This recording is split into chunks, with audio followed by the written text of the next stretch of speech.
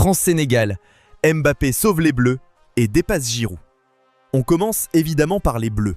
La France a lancé son mondial par une victoire 3-1 contre le Sénégal, mais attention, le score ne raconte pas totalement le match.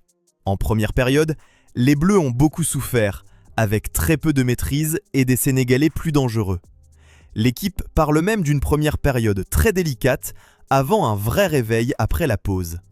Puis, Kylian Mbappé a débloqué la rencontre à la 66e minute.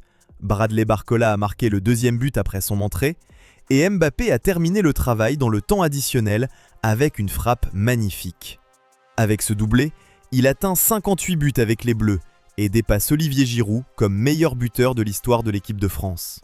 La France n'a pas encore totalement rassuré, mais Mbappé a rappelé une chose, même dans un match moyen, il peut écrire l'histoire. Messi répond à Mbappé avec un triplé historique. Et pendant que Mbappé écrivait l'histoire avec les Bleus, Lionel Messi a répondu de manière monstrueuse. L'Argentine a battu l'Algérie 3-0 avec un triplé de Messi.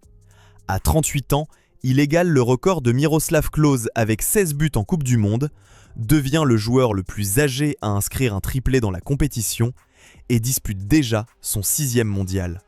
C'est complètement fou parce qu'on parle d'un joueur qui approche des 39 ans, qui était censé être moins influent, moins explosif, moins décisif.